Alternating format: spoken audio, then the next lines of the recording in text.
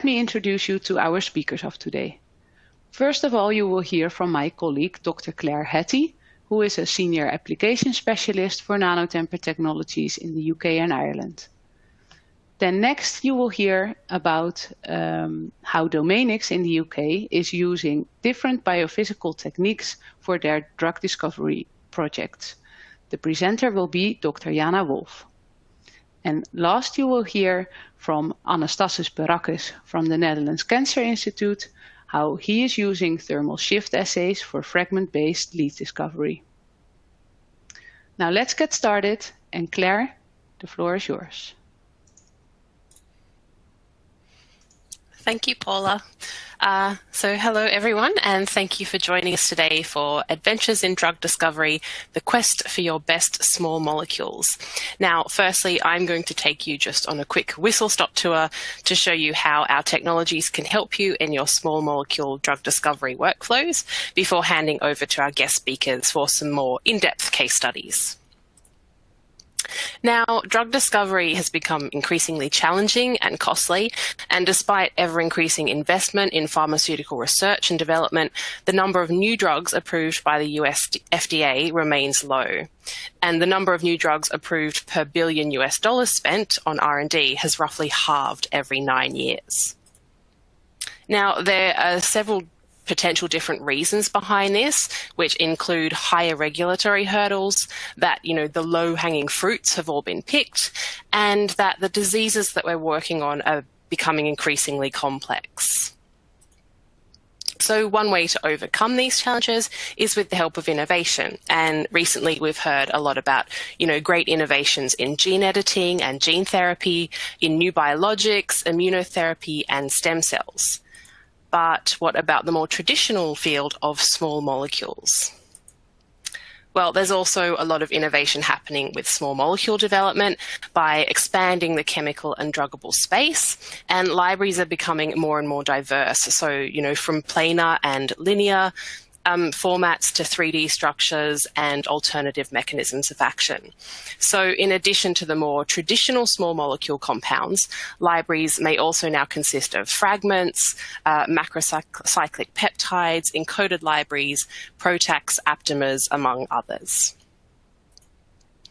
Now, in addition to that, the targets that we're working with are also getting more challenging and explorative. So, these targets may now include membrane proteins, kinases, undruggable targets, intrinsically disordered proteins, RNAs, large molecular complexes, protein-protein and protein nucleic acid interactions, and protein aggregates. So to help you address, diverse and challenging drug discovery pipelines that could, involve all of these different types of small molecules and all the different types of targets, I want to introduce you to a multifunctional set of tools that can help you at multiple stages throughout your, drug discovery workflow. And that is starting with target identification and validation. So in this stage, both the monolith and Dianthus can be used to investigate disease-related signaling pathways and protein interactions in vitro. The Prometheus and Tycho can be used for QCing drug targets or antigens before progressing to activity and binding assays, and also to establish assay conditions for optimal target stability. And I am going to explain each of these technologies briefly in the next slides. We then move on to hit identification, and the monolith and Dianthus can be used here to perform single-dose screenings for hits across a wide range of different targets and different ligand classes. And the Prometheus can also be used to perform label-free thermal shift assays to screen for hits. Then moving on to hit validation, again, monolith and Dianthus can be used to perform affinity screens on the hits from the single-dose screens. And again, this is for a wide range of ligand and target classes. And finally, we move on to lead optimization, where again, monolith and Dianthus, they can continue to be used to measure a broad range of affinities during hit-to-lead development and lead optimization. Now, the Tycho, which is the first tool in our toolkit, can be used by anyone working with proteins to check protein quality throughout the drug discovery workflow. So with Tycho, you can quickly identify the quality of any protein sample in 3 minutes using very little sample. You can, at one time, test for the integrity, similarity, purity, functionality, and concentration of your protein. You can perform label-free and buffer-independent detection using the intrinsic fluorescence of your protein. And you can make, all of your purification and characterization workflows more efficient by testing your protein quality throughout the workflow. Moving on to the Prometheus, this is our platform for full protein stability characterization. Now, again, it's label-free and uses the intrinsic fluorescence of your protein to monitor protein unfolding. So you can measure under native conditions and in any buffer or detergent. Some of the other benefits of the Prometheus include the ultra-high resolution, so you can see multiple unfolding transitions of your protein, very low sample consumption, and broad concentration range. You can also perform simultaneous detection of protein unfolding, aggregation, and particle size throughout the thermal ramp on the same sample. There are options for automation. And finally, there's optional DLS capability, whether this is during the thermal ramp or independently of the thermal ramp. Now, moving on to the Monolith, this is one of our 2 platforms for interaction analysis and screening. And some of the key benefits, that make Monolith good for interaction analysis is the low sample consumption, so you can do more with your target protein. The ability to measure broad range in affinities, so that's from picomolar to millimolar, and develop assays quickly. The ability to apply it to many different sample types and also to many different types of targets and interactions.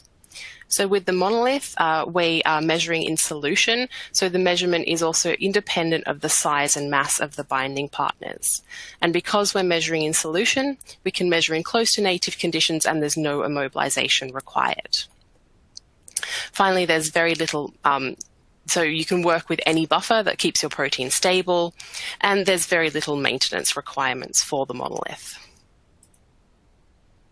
And finally, the Dianthus. This is our most recent addition to our interaction analysis technologies, and it's specifically designed with screening in mind. So with the Dianthus, you can analyze 384 data points in 30 minutes. So this could be up to 10,000 compounds per day. This is measured directly in 384-well microplates. And you don't need regular maintenance. There are no fluidics, so there's virtually no downtime. Again, like the Monolith, you can measure a wide range of affinities with the same device, using small amounts of target and compound, and also you're characterizing in solution, so there's no immobilization. And finally, just like the Monolith, you can explore every different type of target, even your most challenging ones and most challenging assay setups. Now we're going to begin our journey with target ID and validation, and I'm going to show you just a few examples of how this Nanotemper toolkit can help you during this phase. So as I mentioned, Monolith and Dianthus can be used during target identification and validation to investigate a wide range of different interactions and disease pathways. And here we have examples of 2 more classic protein small molecule interactions, which is an enzyme and an inhibitor compound and a kinase and inhibitor compound. Now, in each of these interactions, the target protein was labeled with our histag dye, and this is a really sort of easy and gentle labeling procedure that will specifically label the histag on your protein.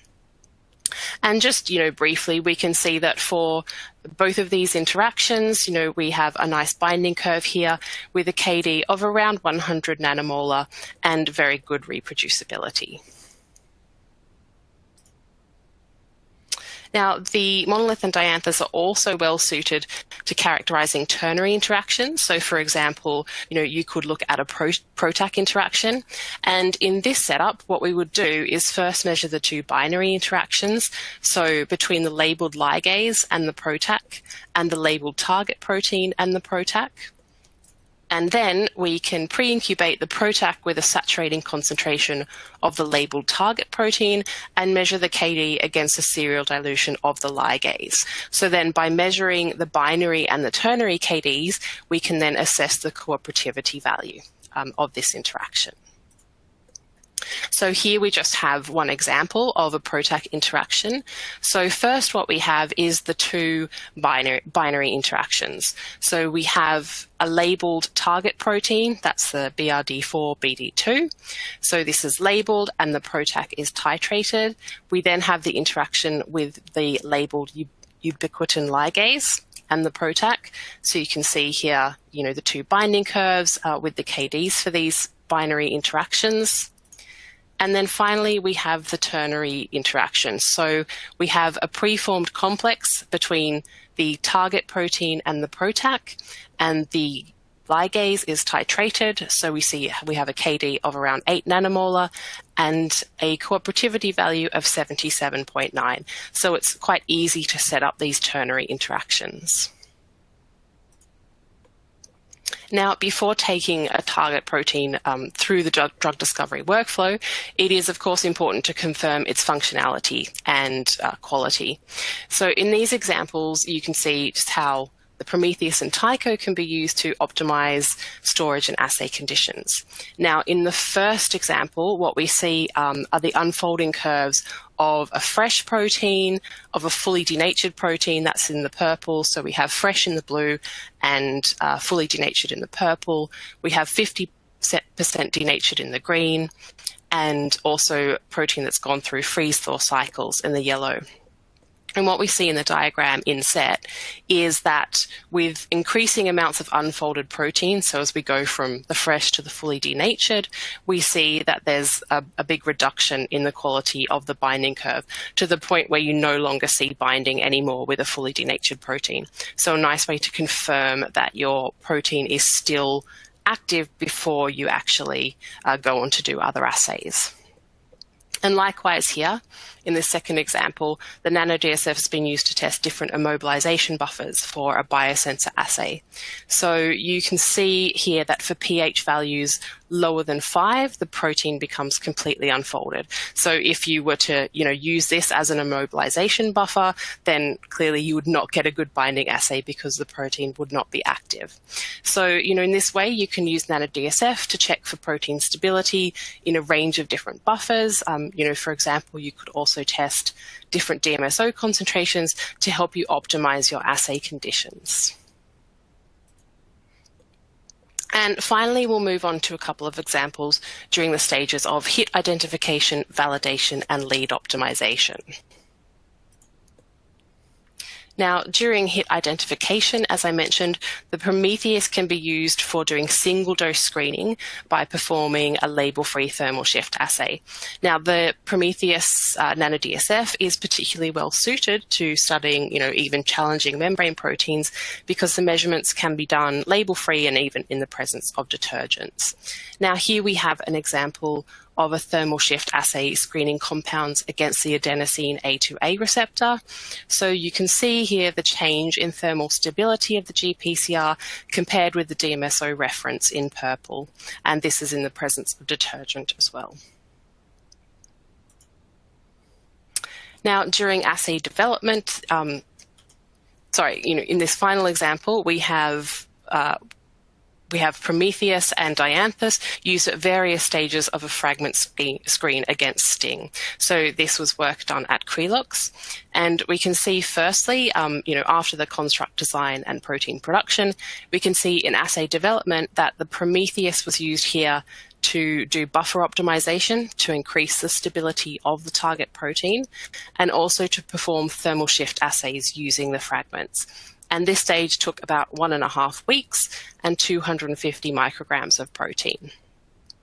If we then move on to the first stage of fragment screening, this is a single dose screen. So here the Dianthus was used to do a single dose screen, and this took approximately 8 hours. It was around 2,000 or 2,200 fragments and used 590 micrograms of protein. Then Moving on to hit validation, there was a follow-up affinity screening and hit ranking with the Dianthus again. This was performed in about 3 hours on 162 fragments using around 190 micrograms of protein. And then finally, the Dianthus will then continue to be used for measuring affinities throughout, hit to lead optimization.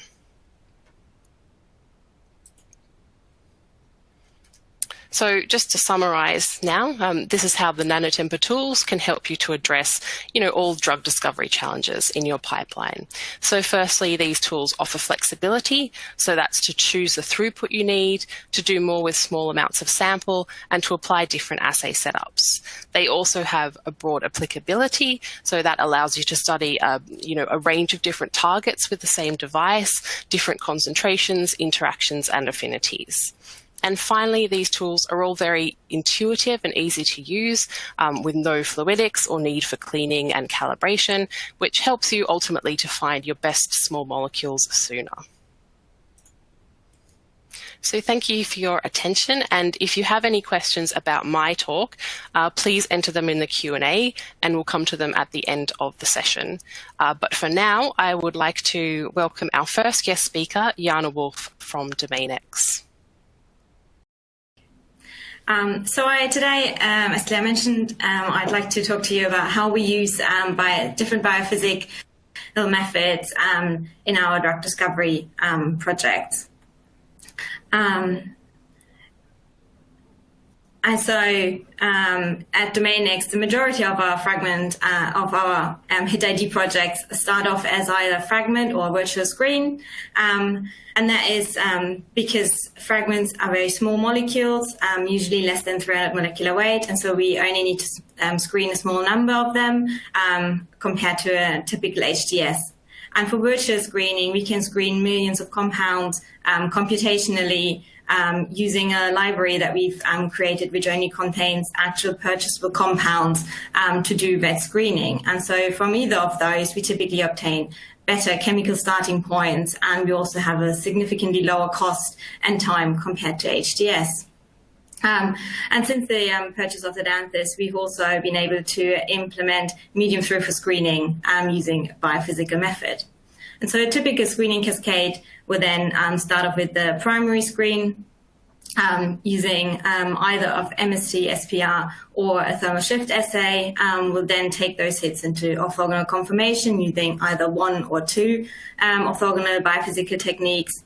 And these validated hits will then go through a hit expansion, and identified hit series will go through hit to lead. And ideally, we'd like to underpin all of this with crystallography.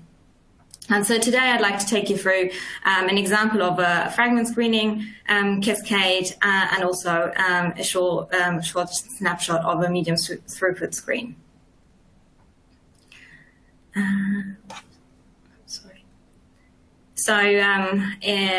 The fragment screening project that we worked on was based around a protein-protein interaction target, and this was a very large target of more than 100 kilodalton with no small molecule inhibitor available as positive control. So instead, we used a peptide derived from the protein interaction partner. And these proteins were made in-house and also used for crystallography at the same time.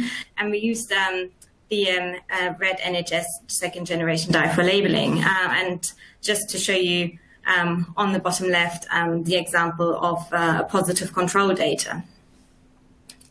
So our fragment library contains about 1,000 compounds, and all of these we're screened through using the Dianthus in duplicate. And on the right, you can see the scatter plot displaying the area response of all compounds on the y-axis.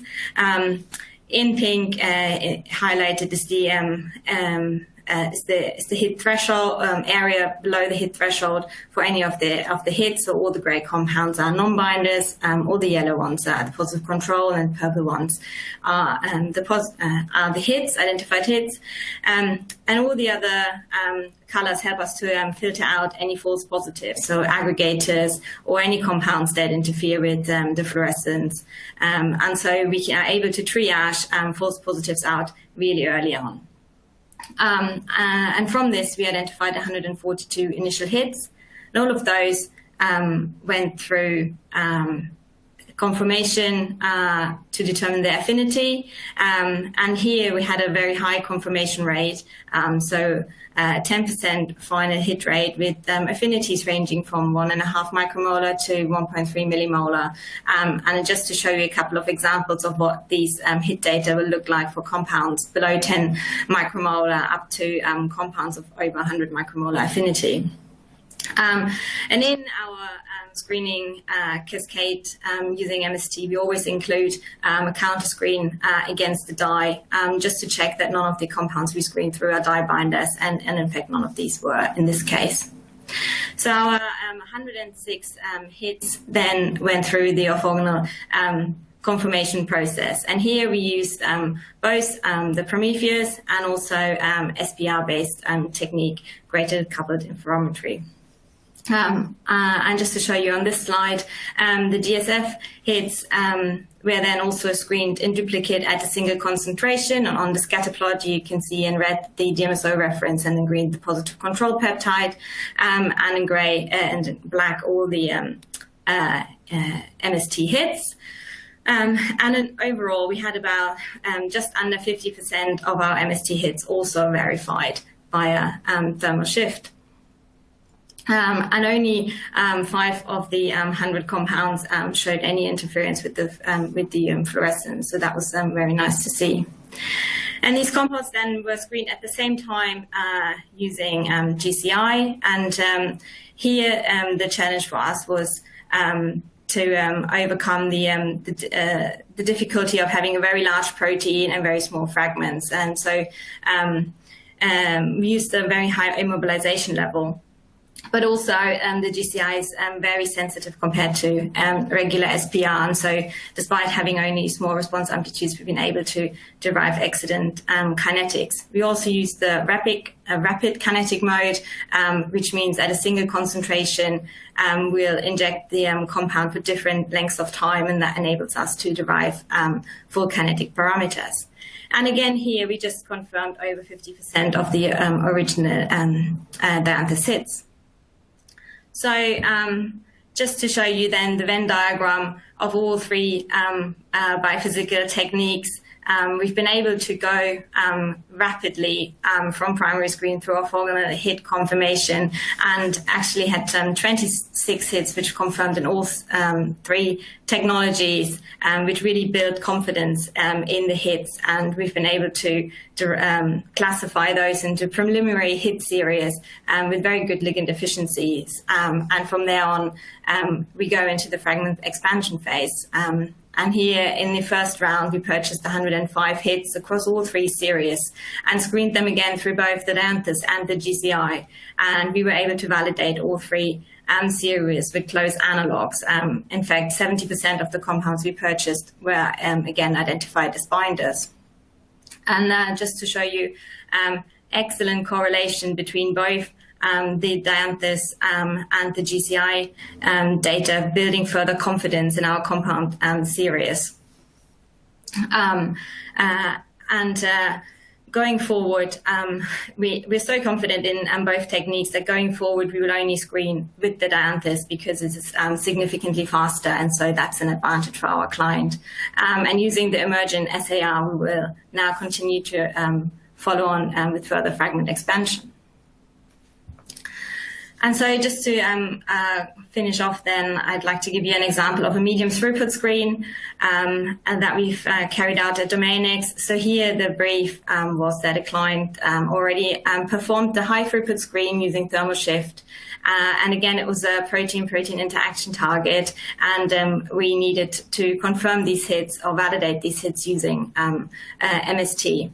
And so this protein was snap tagged, so we could use the snap tag dye to label the protein and use a nucleotide as a positive control. And just to show you that we had an excellent stability of the positive control over the time frame of the assay to read one plate. So in total, we screened 20,000 compounds that were derived from the HTS.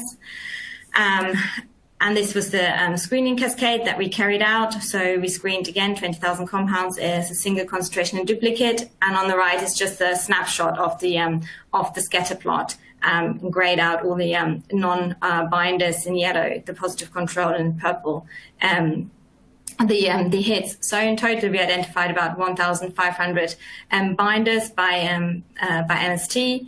And then we further triaged them and counter-screened them against a snap tag labeled protein, and we also repeated screening of all the hits to end up finally with about 624 hits. And these are now being confirmed using affinity determination, and then they will again be counter-screened using GCI to really start off this project.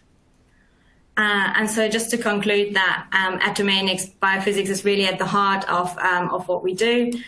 We use it to validate our proteins that we generate in-house. We use it for hit ID in any ways that fragments, virtual screening, or any medium throughput screening. And we also use it further downstream in our medicinal chemistry projects, doing hit to lead and lead optimization.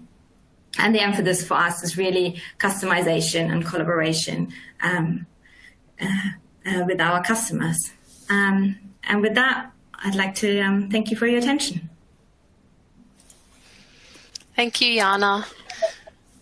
Thanks for a great talk. And if you have any questions for Jana, could you please post them into the Q&A now? And we will ask Jana some questions now before we move on to the next talk. So the first question, feel free to keep them coming while we're asking and answering, is can you elaborate on how Dianthus discriminates binders from non-binders? So during the screening process, we use the area response.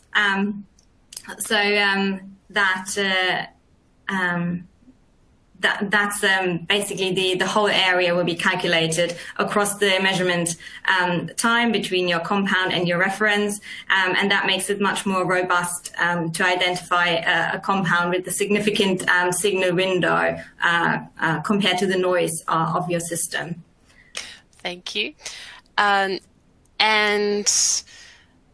I mean, so for you, what is the advantage of combining MST and SBR, and what factors would push you towards MST? So there's a couple of different considerations that we usually look at: the target protein, what requirements that brings with it. MST can be significantly faster compared to SBR, depending on how many compounds you may have to screen.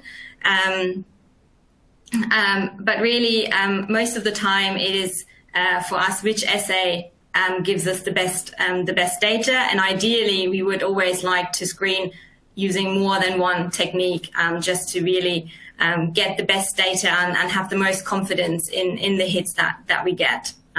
So that's usually how we'd like to do that. Mm-hmm. And maybe just sort of one more before we move on. Can you tell us more about the virtual screening approach? So the virtual screening approach. So we've curated a virtual library combining commercially available compounds, and then we can do it two ways. Either we have a crystal structure of the target of interest or a homolog thereof, and we can build pharmacophores of the site you want to target, or we can use a ligand-based approach where you may have a compound that is similar to what you would like to generate, and we can generate pharmacophores from there, and then those will be screened against our commercial library, the library that we generated. Our next guest speaker is Anastasis Parakis, and he is from the Netherlands Cancer Institute. Thanks for the invitation. It's a pleasure to be here. Even last minute, I'm sorry, but there was an overlapping obligation with the Board of Chemistry, which I exited for a bit. With these apologies, I wanted to say how we have integrated thermal sift assays in our work for fragment-based lead discovery. So to have an overview, as fragments, I'm referring to as chemical entities that are smaller than drugs. Typically, they are the size like of 1/3 or half of the drug. They're like 100, 150 Dalton compounds. And typically, instead, that when you do what we call ligand screening, instead of having hundreds of thousands of compounds, typically you have something like 1,000 fragments in a typical library. Some people use a few hundred, some people use a bit more, but this is the order of magnitude of the complexity of a fragment library. So there are high throughput platforms. Some of them are actually co-developed and supported by INEX that I will say a couple of things about. I'll allow just to say also an opportunity not only for commercial users, but also importantly for academic users to be able to use these facilities for fragment-based drug discovery. And just in the general concept, I should say that to apply fragment-based drug discovery successfully, I find at least that there is a strong need to couple target identification, target validation, the structure-based screening or the screening in general, and very importantly, the medicinal chemistry, because you will, of course, you need the medicinal chemist in any way, but having medicinal chemists on board specifically before you start drug discovery can define a lot of things about the strategy, the library, and how you approach the evolution of the fragment towards to a hit or a lead compound. The most commonly used structure-based approach is X-ray crystallography in practice. The idea is that you have to have your molecule crystallized, and then you use thousands of fragments, and literally you shoot them into crystals. People use different hardware. They use a different amount of manual intervention or not, but the bottom line is that you shoot your fragments into the crystals. Then you collect this data, typically in the synchrotron, that takes 1 or 2 days to collect. A couple of days is usually enough for 700-800. Then you determine the structures. There is software that analyzes them more or less automatically. And the advantage here is that what I'm illustrating on the picture to the right, that if you know the binding, for example, of these 3 different fragments in 3 different pockets in the protein, you can ask your chemistry friends based on the structure for what is the best way to join these fragments, chemically speaking. Of course, it will not be one version. It will be a few versions and a few cycles and a few tens or hundreds of compounds. And at the end of the day, though, what you have, if you're lucky, of course, is a lead that has much higher affinity than the fragments. It's also important to point out that the fragments, you expect them to have affinity at best at the hundreds of micromolar range. These are not high affinity ligands. However, when you connect them, there's people that have demonstrated that you get really good affinity. Good. This is an example of something that we have done within INEX Discovery. This is a small protein, and you see actually by doing a lot of structures, we identified different hotspots on the surface of the protein. There's even a hotspot behind, and since our goal is to stop this protein for interacting with microtubules, but also with another complex in the kinetochore, what we're doing is that we're utilizing different heats, either the one in the back or the ones in the surface, to grow fragments from that. However, in the absence of the structure, there's lots and lots of biophysical approaches, and I suspect you heard a few of them in the previous talk. People use NMR very successfully, actually, and to be exact, ligand-based NMR. The screening by NMR does not look at the structures, but it looks like at the ligand binding effectively. Surface plasmon resonance and related surface immobilization techniques are being used. I will not go through that. And I will end up, of course, with thermal sift assays and the machine that we use, of course, the Prometheus. So we find that there are advantages. It needs a very small amount of sample. That's really a major advantage. The sample needs no labeling, as you all know, because, well, it needs a tryptophan, but that's about it, and most samples will work, which is also a great advantage that so far we have not seen something that does not give a signal. They exist, but it works. And of course, the instrument is way cheaper than a synchrotron or an NMR, to be honest, and it's something that is accessible, that it can be used as a workhorse in many ways in your lab. I have to say that there is a consideration, it's something we have discussed with Paula Nanotemper before, that also it is high throughput because you can check the 48 samples in one run. It is not fully automated, and typically we can do 4 runs in a day because you start in the morning while you're measuring, you are preparing the next plate, and then you can stack 4 plates one after the other.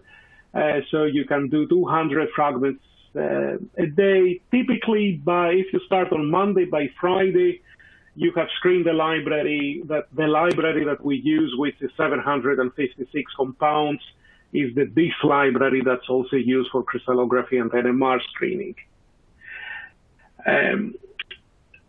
I have to say that we have not optimized the protocol of the measurement. We use quite a long protocol of a 45 minutes run. In reality, you don't need this accuracy, you don't need the temperature range, you could run it in 20 minutes, but you win nothing because you win 45 minutes to prepare the next samples. So here it's not really the limitation, it's not the measurement, it's the amount of samples that you put in the instrument, and well, that's it really. But 1 week for a full screen is fantastic. We do it. We can run a protein per week. That is something that can be optimized. Of course, there is an inherent disadvantage, as in all the biophysical methods, that there is no structural information.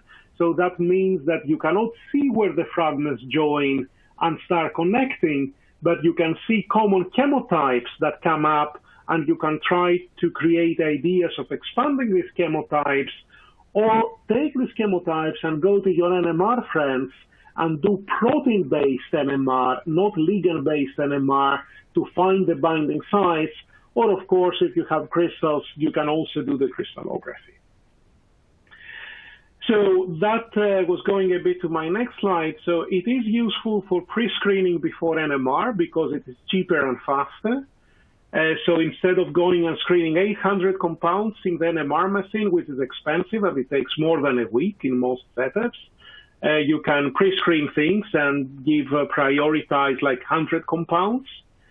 The thing that we also found, it is complementary to X-ray. We don't think it's useful for prioritizing things for X-rays, and this is simply because in the X-rays you're constrained by your crystal system.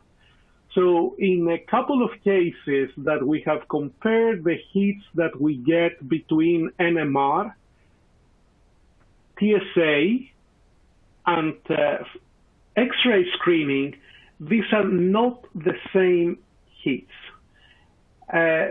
So it is complementary, and it's much more complementary to X-ray. Sometimes it's almost orthogonal. In terms of NMR screening, we find most of the TSA hits, we find most of them back in the NMR, not with the same priority, but we find them back. No surprises because both methods are in solution. Some efficiency tips is that we like to use the small 96 robots. So we have our screens into plates, and we like to use this instrument, which is one of the most common instruments used for X-ray crystallography for nanocrystallization. Why do we like it? Because it can pipette like 5 or 10 nanoliters of our compound onto the protein, and this really minimizes the compound use, because for Prometheus we need so little protein because it's diluted, and it can measure so small volumes that we really need to add very, very little fragments. So that machine, because it's there, a lot of people have it or their neighbors have it, it's quite handy. Then the loading of the cassettes and so on, we do it manually. If you want to see full instructions, there is a paper that just got online last Friday in the Journal of Video Experiments. The link, I think, is in the chat, else I will send it again. And the bonus is that, as the name of the journal implies, there will be a little video showing you a step-by-step guide, but already the text is there, and I think it will be very helpful. Okay. Moving to some of our results, these are 3 characteristic screens that we did. I wanted to show how the different screens can be a bit different. So on the screen to the left, you see it's a histogram, and on the x-axis, we have the delta TM chains according to and how many compounds show these particular chains. So what you see there is that a few compounds, most of the compounds actually, change absolutely nothing, right? They don't change the TM, no surprises there. This is log scale, right? So it is really quite a lot of them. Quite a few compounds in that case move the TM quite a lot, but they destabilize the protein. And an appreciable number of compounds here stabilizes the protein. In our experience, these compounds that are stabilizing the protein are the best guesses to follow up by chemistry.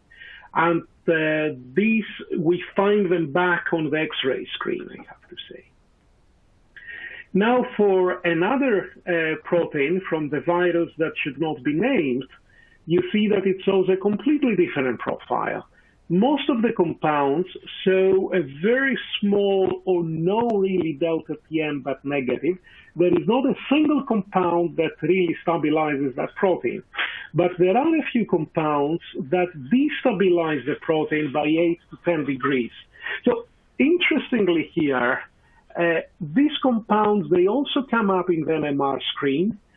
And out of these 8 compounds, 1 was also in the X-ray screen, which you can imagine that this is a different type of binding. In the X-rays, almost by definition, if you favor stable binding in a pocket, that will be a stabilizer, like in MPS1. Here, we do not understand this heat. We do not understand why also it destabilizes its back in the X-rays. But it's actually quite interesting, and there's a chemistry program that our friends in COVID-19 NMR are looking by protein-based NMR. The last one that I wanted to show is a particular case that I showed you the X-ray before, and if you look at it, there's, again, very, very few stabilizers and only 2 to 5 degrees, quite a few destabilizers from -10 to -20 degrees. None of them was on the X-ray screen. What we did actually, we noticed that all these 4 compounds that were destabilizing that protein had a common chemotype. And we made some chemistry. We made around 50 compounds around this chemotype. And we managed to get one compound that we could validate in the monolith, actually, using an MST assay, it's still Nanotemper. And it could disrupt the complex, but we are not certain if this is some kind of a detergent effect that destabilizes. And of course, we're not yet certain that it's specific. But to me, it was quite a bit surprised that to find this common chemotype and be able to evolve it on something that is 10 micromolar, 5 micromolar compounds for disrupting a protein-protein interface, I should say. Sorry, this is a kinase to the left. I forgot to talk the biology. This is the protease of the coronavirus in the middle, and here is we're targeting one component of the protein-protein interface. Some words of caution. We recommend during that week that you're loading plates to also inspect your results. And we really love to look at the scattering. Have a look at the scattering. It shows a few different things sometimes rather than the delta TM, and this is characteristic here. You have a beautiful thermal denaturation transition and a beautiful transition in scattering, which is more or less at the same time. Here, it looks like you have a beautiful thermal transition, but you have a really ugly scattering that becomes less and then it becomes more. And if you're planning when you're evaluating, or you're planning to spend money to buy compounds or to do your own chemistry to follow this up, or even if you have seen that in other techniques, you might want to take this ugly scattering into account when thinking of how this thing would work. I wanted to show you some of our results. So these are some of the compounds, only codes that we went on for validating in binding independently in surface plasmon resonance using a Biocore. And you see that, so these are hits that were all in the TSA, and three of them were also in NMR. The red compound and the blue compound are the ones that were common between the TSA and the NMR, and another one in the TSA was here on that cloud. So that's what makes us optimistic that we can use TSA in the future for pre-screening and for NMR. And if we had pre-screened, this would have worked. N is not equals 1, N equals 3 at this point. I cannot show you the other data, but we're cautiously optimistic this is a good tactic. Conclusions, TSA, we find it a nice complementary approach for fragment screening. It can be useful for triazing for more precious instrument time as well. The Prometheus is obviously very handy for that purpose, else I would not be here, I guess, to tell you that. We recommend to critically analyze the results and look at the curves over coffee. And that's a bit of a wish that we think automation in setup, but also automation in evaluation, specifically for fragment screening, could be beneficial in the future, and we'll be happy to discuss these things. I want to check my friend, Mishbaud bin Ahmad. He's the guy that set up fragment screening in my lab, both X-ray and NMR and the TSA. Of course, now he got a good job in a company that does this job, so he's happy and we're happy. And Alexander Fish is our biophysics expert in the biophysics facility of NKI. I wanted to say that INEX Discovery is a Horizon 2020 project that I'm coordinating, and it incorporates 25 different structural biology laboratories, including sites for NMR, cryo-electron microscopy, X-ray crystallography, and biophysics. And you're welcome to apply and to use, for example, our fragment screening, but also other fragment screening methods. And I would love to hear back from you if you're willing to use INEX Discovery. Thank you. Thank you, Tassos, for a very nice presentation. we have some questions. The first one is, can you say something about how much protein sample do you need for your thermal shift assay? Yes, I can. But embarrassingly enough, also I was sure somebody would ask for it. It depends a bit on the protein, but it's between 0.5 and 2 milligrams depending on the signal. If you look up on the paper, you will see that we vary the concentration depending on the protein. We typically try to minimize the sample, but 0.5 milligram is enough. Okay, thanks. And to consider a binder, do you have a specific threshold value for the TM shift? No, we do not, and that's what I wanted to also show you in the results that I showed here, right? That it really depends on the protein. So it's really, you have to look at each protein individually, right? So for MPS1, it's a kinase, it has an ATP binding pocket, you know. Well, no surprise. If you see something shifting by 25 degrees, you're pretty sure you're hitting the pocket, right? For the protease, I don't understand things. I would have expected to find stabilizers here.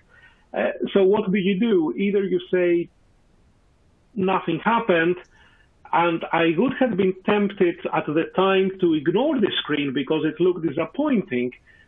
However, because our friends have done the NMR, we found that the destabilizers were also showing binding in the NMR. So that changed our mind about what we consider binding.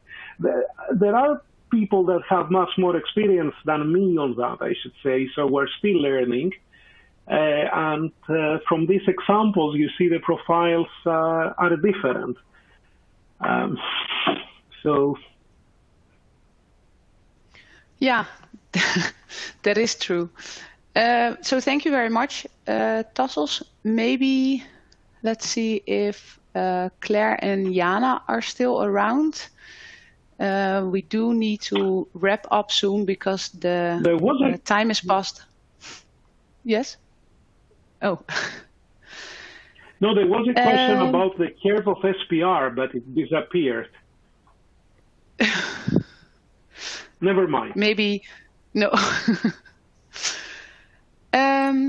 Let's see. Claire, there was a question about your talk. At which concentration did you perform the fragment screening? I guess this was about the sting. About for the sting screen.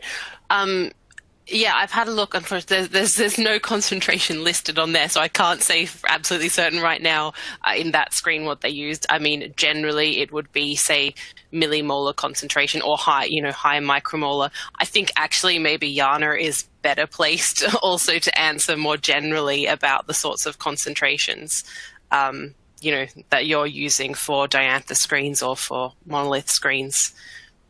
Yeah, typically for fragment screening, we use millimolar, so 1 millimolar concentration. Rarely do we go below that. Yeah. Yeah. If I can add on that, because I looked up at our numbers, the concentration that we use is 0.2 milligrams per ml, and we dilute it a bit by the fragment. We like to think of it in milligrams per ml and not in millimolar, because more or less you have 1 tryptophan in 25, and that goes per weight. It goes not by molarity. So a bigger protein will have a bigger signal because it has more tryptophan. So our advice is to have to do the screen at 0.2 milligrams per ml. At least start from this number, and it's typically okay. Great. Thank you very much. Maybe one final question in regards to MST or screening with the Dianthus, and it was a question for Claire, but maybe also Jana can comment on it.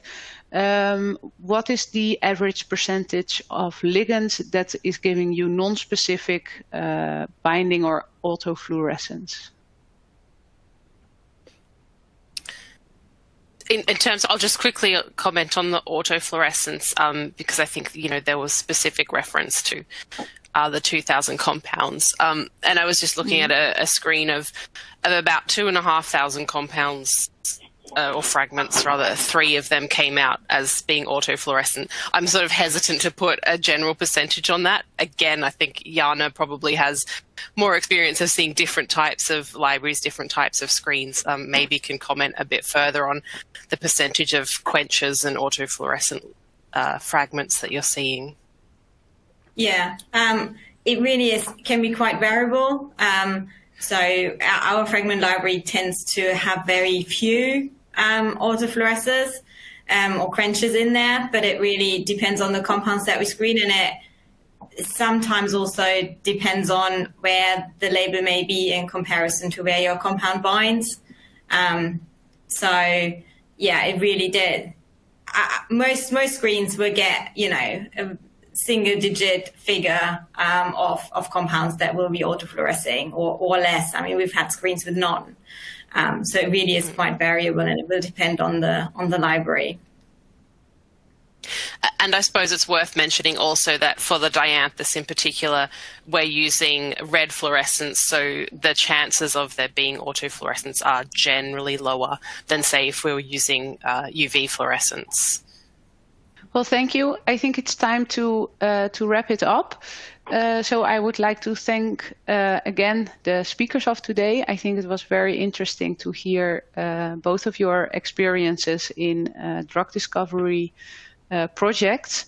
So then I hope you enjoyed the session of today, and I want to point out that if you are interested in any upcoming events from Nanotemper Technologies, make sure to check out our website, nanotempertech.com/webinars, to see the upcoming events. For example, in June, we have 2 more events featuring our tools used in different fields of interest. So thank you very much for joining, and I wish you a nice rest of the afternoon. Bye.